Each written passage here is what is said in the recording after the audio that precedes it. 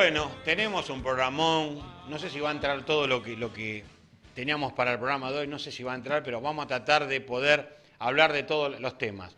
Hoy habló el presidente de la Nación ante la Organización de Estados Americanos. Como siempre, como todos los años, los mandatarios van a Nueva York, se presentan y hablan ante las Naciones Unidas. El tema es este. Hoy se hizo en forma remota, ¿sí?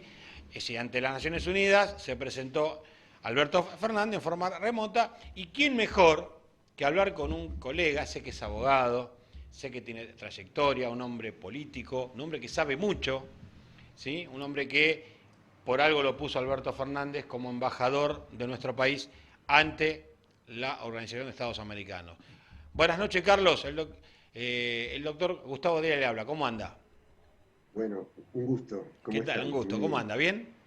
Bien, bien, bien, Bueno, hoy bien. tuvimos, Cumpliendo nuestra tarea.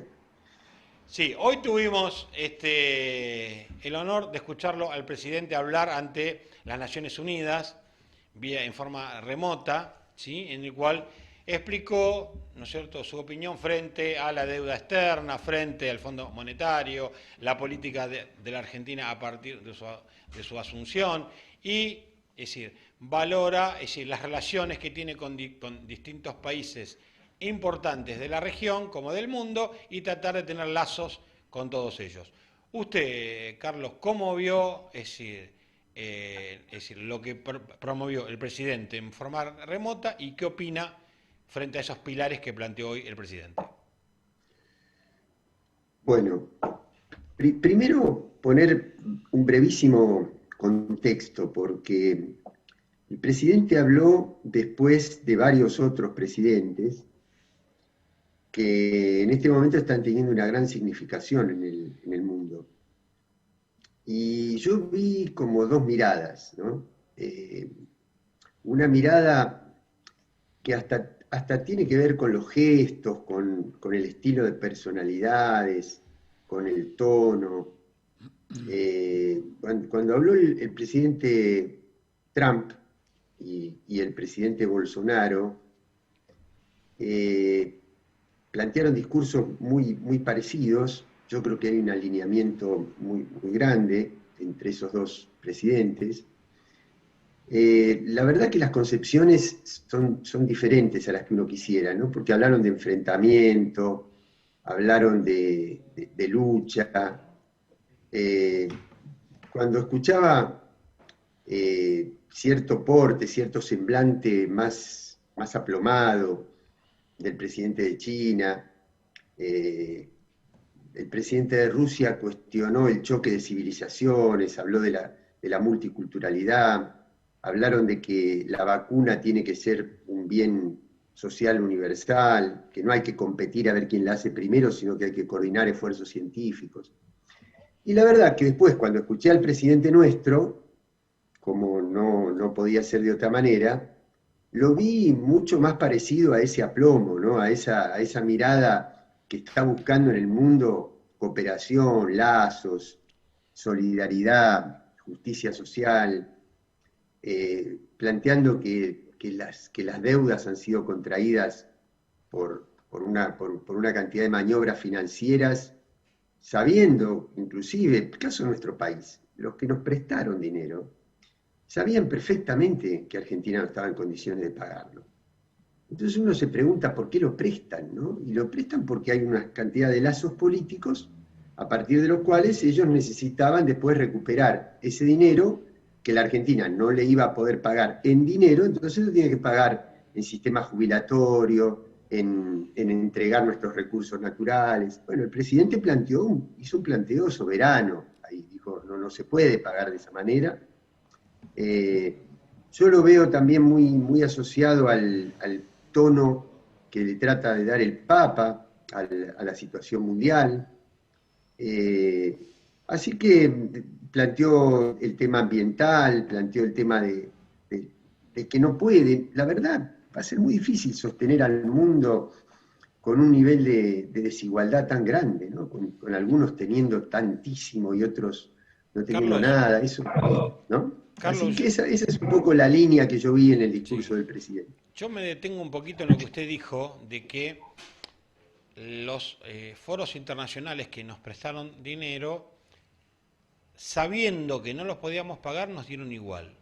¿Por qué cree que estos organismos internacionales nos entregaron un dinero a sabiendas que no lo podíamos pagar? ¿Cuál era la política oculta que había detrás de ese préstamo o de ese dinero?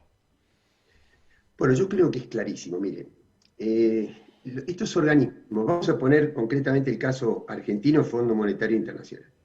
El Fondo Monetario Internacional tiene, primero, su dirección actual no coincide con la que había en el año 2018 cuando fue el préstamo, ¿no? Pero el Fondo Monetario tiene un staff técnico que, que no estaba de acuerdo con que el 65% de la cartera, del total de dinero que tenía el fondo para prestar a sus distintos países miembros, el 65% fue a un solo país, que fue la Argentina, ¿no? Primera cuestión que no tiene precedentes desde el punto de vista técnico del Fondo Monetario. Y la segunda cuestión es que en todo el tiempo que transcurrió entre la elección primaria en agosto del año 2019 y en octubre, que fue la elección general, el Banco Central lo que hizo, estos son datos duros, no vean ninguna cosa ideológica, lo que yo digo son datos concretos. El Banco Central lo que hizo fue una cosa que el fondo prohíbe, que es utilizar el dinero del fondo para volcarlo en el mercado de tal manera de sostener el precio del dólar. Porque sabían perfectamente que si el precio del dólar se disparaba, Macri no tenía absolutamente ninguna alternativa, ninguna posibilidad de ganar la elección. Entonces, el Fondo Monetario no le prestó a la Argentina tomando en cuenta lo que decía el staff técnico, sino el llamado político del presidente de los Estados Unidos, que es el principal accionista del Fondo Monetario, porque había que hacer lo imposible para que Macri ganara la elección. Eso lo acaba de decir el nuevo presidente del BID, Mauricio Claver Carone, lo acaba de decir concretamente, con palabras, no es que yo estoy interpretando, yo estoy reproduciendo lo que acaba de decir el presidente del BID. A la Argentina había que prestarle para que Macri ganara la elección. Así que indudablemente esa deuda no tenía un contenido económico, sino que tenía un contenido político. Ahora, ¿cómo se la iban a cobrar después? Porque usted fíjese qué paradoja, ¿no? Al mismo tiempo que prestan el dinero, nos exigen políticas recesivas, políticas de ajuste, de tal manera que el ciclo económico termina decayendo cada vez más. O sea, la Argentina, si ya no tenía condiciones para pagar antes, menos las iba a tener aplicando las políticas de ajuste. Entonces, ¿cómo se lo iban a cobrar? Por eso creo que fue lo que dije en la primera parte. Lo iban a cobrar porque necesitaban hacer una reforma, que Macri se quedara para hacer una reforma previsional, una reforma laboral, una reforma económica, de tal manera de que el ajuste bajara todos los costos en dólares y además con las grandes reservas de recursos naturales que tiene la Argentina, que una vez más iban a ir a manos de los grandes grupos económicos que son los que dominan a estos organismos financieros.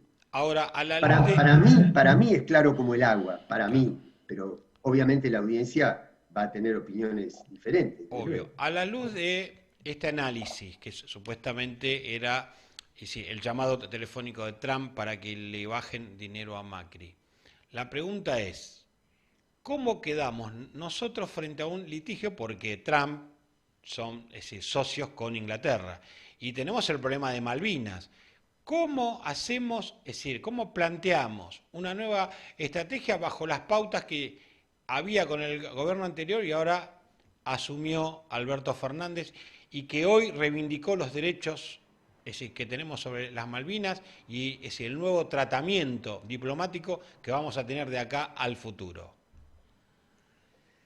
Bueno, ahí también hay dos miradas. Yo sé perfectamente que hay dos miradas. Hay quienes dicen que para que un país pueda obtener resultados en su relación con otros países, tiene que hacer concesiones, ¿no?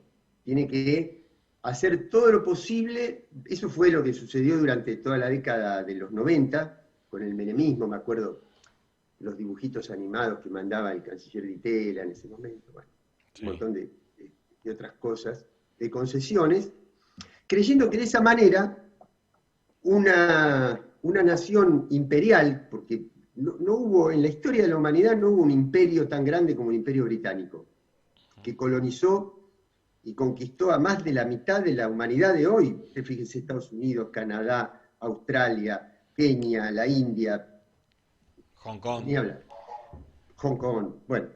Entonces no hubo nunca nadie. Entonces uno cree que haciéndole concesiones va a conseguir ablandar la posición. Yo personalmente tengo y además por la experiencia, tengo la mirada diferente de eso.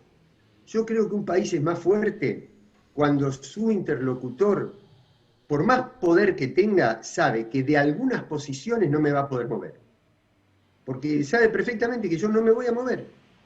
Y ahí es donde yo creo que nosotros, la Argentina, tiene que sacar de la zona de confort. Yo lo comparo con una cosa muy simple. Mira, vamos a suponer que hay una silla en disputa, pero resulta que uno de los dos, ustedes y yo, estamos disputando una silla, pero el que está sentado es uno. Claro. Quiere decir que el que tiene que hacer el esfuerzo para mover a esa potencia que está instalada allí de su zona de confort es la Argentina. Y para eso la tiene que molestar. Porque si no la molesta, no, ¿qué razón va a tener que yo le diga, por favor, mirá, sé bueno, a un imperio que sabe que está controlando la llave de la Antártida? Totalmente. A un imperio que sabe que tiene, junto con la isla de Ascensión y Guyana, un triángulo de control de bases militares sobre el Atlántico Sur. Le voy a decir yo, con buenos modales, me refiero, siempre hay que mantener lo pacífico y lo diplomático, porque la verdad que lo de la guerra fue horroroso, todo lo que trajo después. Y durante, no quiero ni pensar en los caídos y demás, pero digo geopolíticamente. Ni hablar de una solución que no sea pacífica. Pero dentro de lo pacífico hay dos alternativas, o la complacencia o la firmeza. Y yo creo que la Argentina lo que está haciendo es tener una posición muy firme, como por ejemplo haber agravado sanciones a empresas que tengan intereses en una zona de litigio. Tal cual. Para mí esa es una buena medida. Hay otros que creen que no, que los imperios no hay que molestarlos y cuanto menos los molestemos, mejor va a ser para nosotros.